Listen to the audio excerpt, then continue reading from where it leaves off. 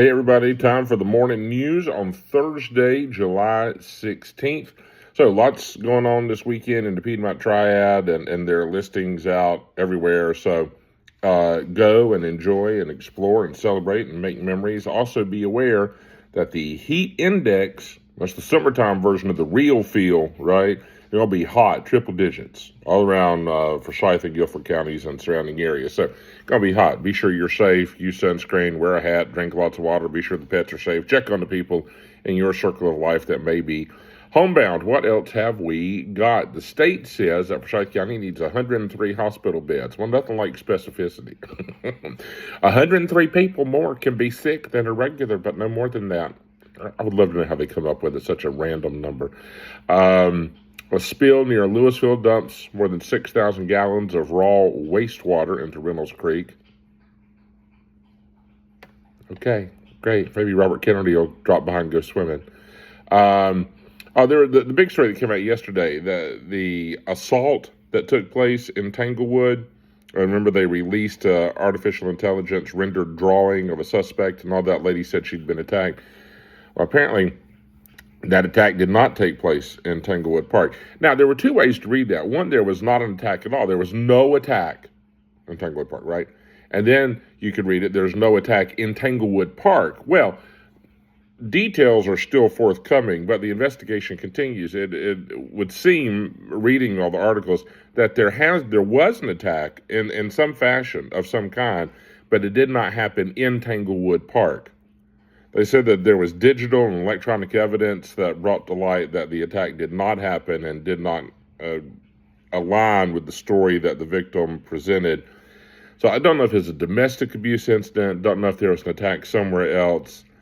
Yeah, it's a sad situation when somebody feels they have no option other than to just make up a story. But the investigation is continuing, but there was no attack. And they now say that innocent people were questioned about that attack. So it's a convoluted, peculiar story, and let's just hope everything comes out okay. Anyway, all right. What else have we got? Stuff that's just interesting, sports stuff. Great. Oh, yesterday, World Cup action. England was up, and Argentina scored twice in the last 15 minutes plus extra time.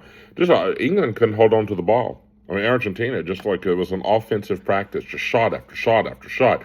You had this sense that eventually they were going to score, and they scored not once but twice. So for the World Cup title, it'll be Argentina and Spain. And then they have to play a third-place match. Can you imagine anything worse? That means either England or France is going to drop their last two because they're going to play for third place. I think third-place games are ridiculous. Well, what else have we got? Meteorologists are watching two areas of interest in the Atlantic, one near the U.S. coast. The U.S. strikes continue about the blockade in the Strait of Hormuz. A patient was extricated after being trapped by his dashboard in a two-vehicle crash in Winston-Salem. That sounds awful. If you smell smoke, it might be wildfire smoke from Canada that's blowing down into the Carolinas. A bill advances to make daylight savings stop permanent. I don't care. Just tell me what time it is. I'll go with that. I was never one of those that get caught up, and I enjoy getting an extra hour in the fall and resent losing an hour in the spring. But if we just go stick with one time, that's fine. Just tell me, and that's what we'll do. A woman accused of prescribing weight loss medication without a medical license. Okay. That's probably a little more than, hey, you should lose some weight. Investigation is underway after a 2-year-old drowns. How awful is that? Goodness. And on the national page, Trump, that would be the president, threatens rape kit funding over ICE compliance. Well, certainly funding rape kit processing should be a thing that should become political fodder and something that you would use. How childish and ridiculous is that? Okay. Host of Netflix show, Kickoff 2 stars. I don't know. I don't care. Whatever. Dancing with Stars Pro says ex abducted daughters. Oh my gracious. Supermodel Paulina Poroskova marries at an Italian ceremony. Okay.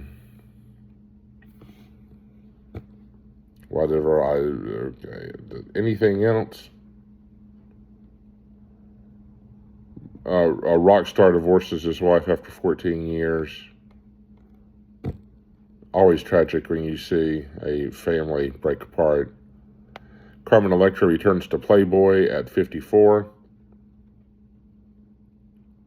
Nora O'Donnell reveals surprise career move after CBS Evening News. Panthers QB abruptly retires. I have to read that one. I have no idea. There's lots to talk about. So there you go.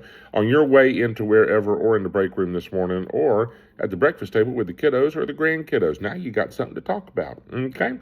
Thanks for watching and listening. Hey, y'all, coming up this afternoon, again, it's going to be hot. So take care of yourself and those around you.